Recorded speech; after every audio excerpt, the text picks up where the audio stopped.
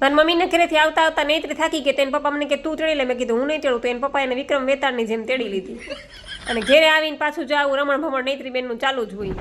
અને બસ અમારે પાછું 3 વાગે નીકળવાનું હતું પાટણમાં મેળામાં. એટલે એને પપ્પાએ સૌથી પહેલા પોતે તૈયાર થયા અને પછી આ પાર્સલ માવા તો તૈયાર કરવા જ પડે.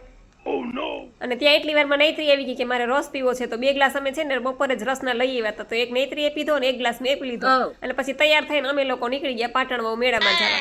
પણ ધોરાજી હજી તો પહોંચ્યા ન પહોંચ્યા ને ત્યાં તો આ વરસાદે દેવા વાળી કરી. આડોનો અવડોનો ઊભો ને તમે જોવો તો કાંઈ દેખાય નહીં રોડ ઉપર. ગાડી ન હાલવા દી એટલો જોરદાર વરસાદ. અને એમાંય ભૂખ લાગી ગઈ અમારા છોકરાઓને. એટલે બધા પડીકા ખોલીને બેસી ગયા. અમે વરસાદમાં તો ભૂખ લાગે થોડીક વાર તો ગાડી ઊભી રાખી દેવી પડી. નૈત્રી પપ્પા કે ગાડી પાછી વાળી લો, ઘોયરું જવું નથી કે આમાં કેમ જવું, પાટણમાં પૂગું કેમ. ત્યાં થોડાક આગળ એલા ને ત્યાં તરસ લાગી ગઈ. મેં કીધું અરે ભગવાન આટલો વરસાદ વરસે તું ઈ પાણી પી લે ને, અમારું શું કામ લોહી પી. અને છોકરાઓને તો આવું હોય તો કાંઈ ન થાય, પેટ્રોલ પંપે છછબિયા કરવા માંડ્યા. અને ફરી પાછા અમે નીકળી ગયા તો સરસ મજાનો ઉઘાડ તડકો આગળ એલા તો જાણે કે વરસાદ જેવું કઈ છે. આવજો સીતારામ.